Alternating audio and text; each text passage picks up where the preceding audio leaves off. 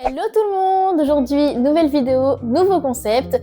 Je vais vous présenter mes achats du mois de mai. Je sais pas si je vais continuer ce concept-là tous les mois parce que ça dépend des mois. Il y a parfois où j'en achète plein et il y a parfois où j'en achète pas du tout, voire un ou deux. Enfin, vous voyez. Je voulais juste m'excuser pour mon absence. Il faut savoir que je suis en période d'examen parce que je suis dans une année où j'ai un examen à passer à la fin de l'année.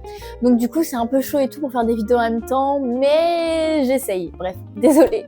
Avant de commencer la vidéo, n'hésitez surtout pas à liker, commenter, partager et à vous abonner, ça me ferait extrêmement plaisir. Et puis je vous laisse avec la suite de la vidéo. On va commencer tout de suite par ceux que j'ai pu avoir d'occasion. Donc en gros, j'ai été à une brocante et j'ai réussi à trouver 3 mangas. C'est pas forcément des mangas que je comptais lire, il y en a juste un que je comptais lire, mais sinon les autres, je comptais pas forcément les lire. On a le bien connu Hell's Paradise. Le seul défaut, vous pourrez le voir à la couverture, c'est qu'ils ont pas bien retiré l'étiquette. Sûrement c'était une étiquette genre prix à 3 €, un truc comme ça. Et ils l'ont pas bien retiré, du coup ça reste un peu dessus. Après, le deuxième manga que j'ai acheté d'occasion, c'est Kuroko Basket. Donc comme le premier, ils ont pas bien retiré l'étiquette du prix. Mais après ça va, ça reste correct pour un manga d'occasion. Je l'ai acheté 1 €. 1 € chaque manga en gros. Donc Kuroko Basket, je pense que vous connaissez, c'est un manga de basket, du coup, un peu comme dans le titre. Donc un manga de sport. Faut savoir que je lis aucun manga de sport et je ne regarde aucun animé de sport non plus. Et du coup, franchement, il aurait pas été d'occasion, je l'aurais jamais acheté. On va enchaîner avec les suites de mangas, donc ceux que j'ai déjà. Vous pouvez le voir derrière, j'en ai déjà pas mal. D'ailleurs, je les ai comptés récemment et j'en ai 180. Je suis quand même plutôt fière de moi. Je vais vous montrer les suites. Donc, je m'étais arrêtée au tome 8 de Demon Slayer et du coup, j'ai acheté tome 9. Je les ai pas mis dans l'ordre. Tome 9, 10 et 11, sachant que la couverture du 11, je la trouve incroyable. Il y a de fortes chances que je mette des tomes comme ça et que je la mette comme ça pour qu'on puisse la voir. Je la trouve vraiment incroyable et tout, de toute façon vous la verrez mieux. Je suis trop contente de l'avoir acheté et voilà, en fait de base je voulais plus acheter les Jujutsu Kaisen mais je savais plus j'étais au tome combien. On en parle pas assez que c'est une dinguerie Demon Slayer, même si l'animé il fout droit le manga, mais faut quand même lire le manga, ok? Même s'il est un peu brouillon. Après, j'ai acheté le tome 2 d'un manga que vous ne connaissez sûrement pas, ça s'appelle Défiguré, donc j'ai le tome 1 juste à côté. Donc en gros, c'est une histoire assez sombre. Ça parle en gros de 2 adolescents, une qui est très étrange, qui s'appelle Shina. Et du coup, en gros, cette adolescente, elle est mal dans sa peau et elle voudrait sauter la vie. C'est là qu'elle rencontre aussi un garçon, il est dans sa classe et puis lui aussi en vrai il a pas trop de raison de vivre ni rien et du coup il décide de se mettre en couple. Après je vous fais pas trop tout le scénario parce que déjà elle se finit en 4 volumes je crois, oui 4 volumes l'histoire donc en vrai si je vous fais tout le scénario c'est fini quoi. Mais en gros c'est une histoire entre la vie et la mort, savoir en vrai est-ce qu'ils s'aimeraient, si l'un de eux deux ne voulait plus mourir ou si c'est vraiment que ça qui les attire, enfin bref. Moi j'aime beaucoup, après il y a certaines choses qui sont assez enfantines malgré le sujet qui est traité qui est quand même assez important, enfin je trouve, mais bon. En vrai, moi j'aime bien, donc ça va, ça se lit facilement. Je voulais vous parler spécialement d'une œuvre qui s'appelle Akane Banashi. Donc, juste avant pour vous mettre dans l'histoire, ce manga a été recommandé par Eiichiro Oda, c'est le mangaka qui a écrit One Piece et aussi par Hideaki Anno. C'est celui qui a créé Evangelion. C'est l'histoire de Akane, elle est fan de Rakugo parce que son père, quand elle était petite, il faisait du Rakugo et tout, et du coup, elle est grave fan de Rakugo. Ah, d'ailleurs, avant, il faut que je vous explique c'est quoi le Rakugo.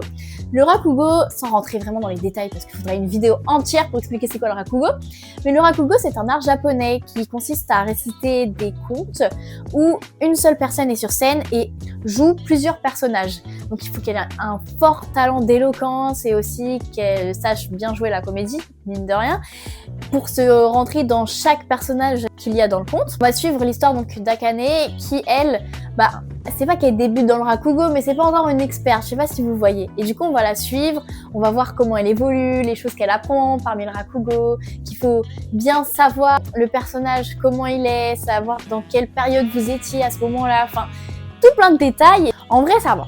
C'est bien. Après, c'est un peu difficile à lire parce qu'il y a pas mal de zones de texte et il y a beaucoup d'explications et de nouvelles choses qu'on n'a pas forcément l'habitude d'entendre, on n'a pas l'habitude d'avoir puisque c'est totalement inconnu pour nous, pour la plupart des Français. Puisque c'est un art japonais encore une fois. Pour ça j'avais déjà le tome 1 et 2 et j'ai maintenant le tome 3. D'ailleurs bisous à ma mamie parce que c'est elle qui me l'a acheté. Et les autres mangas c'est ma maman. Bisous à ma maman. Pour les nouveautés, donc ceux dont j'ai acheté le tome 1 ou le tome 1 et 2, j'ai acheté Kaiju Number 8, donc je pense que que vous connaissez très bien. Donc j'ai acheté tome 1 et 2 puisque c'était une offre. D'ailleurs, on va l'ouvrir ensemble tout de suite maintenant. C'est incroyable l'odeur des nouveaux mangas quand même. J'adore.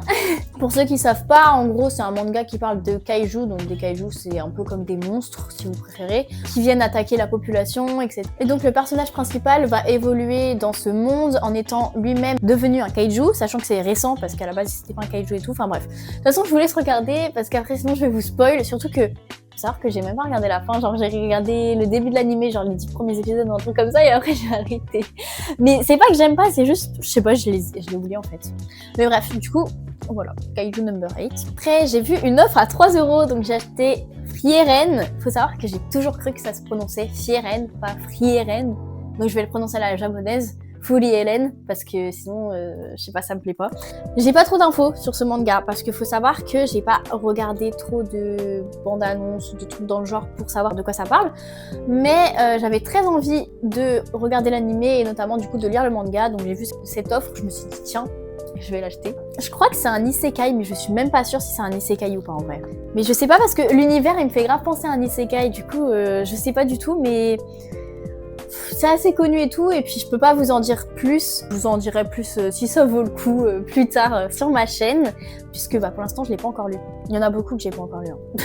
Et donc le dernier achat de cette vidéo, oui je l'ai gardé pour la fin, c'est le tome 1 d'un manga qui a été dessiné mais d'une manière incroyable, genre vraiment les dessins sont incroyables. J'ai vu ce manga, j'en avais déjà entendu parler, je sais plus trop où, mais j'en avais déjà entendu parler.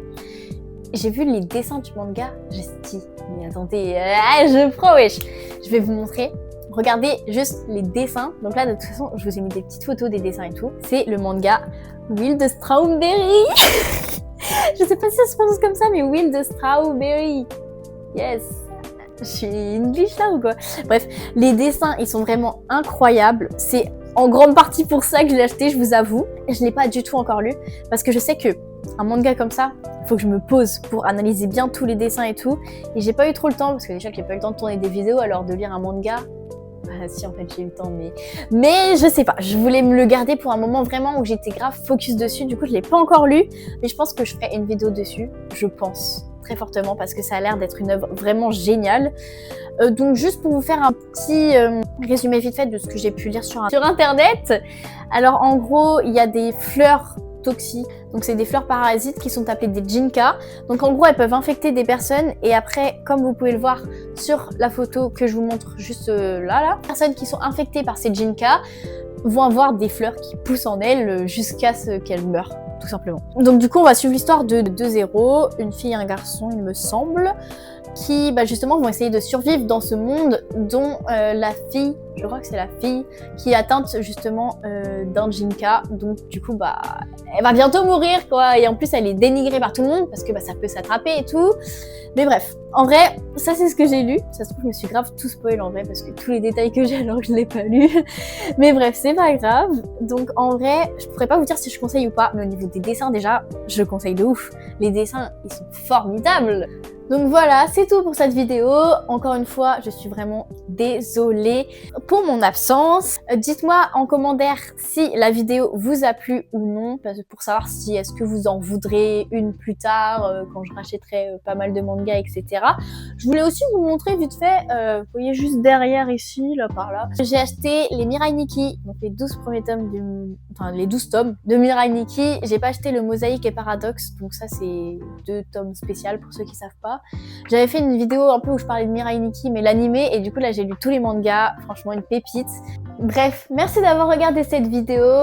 N'oubliez surtout pas de liker, commenter, partager et de vous abonner, ça me ferait extrêmement plaisir. Et puis moi je vous dis à très vite pour une prochaine vidéo.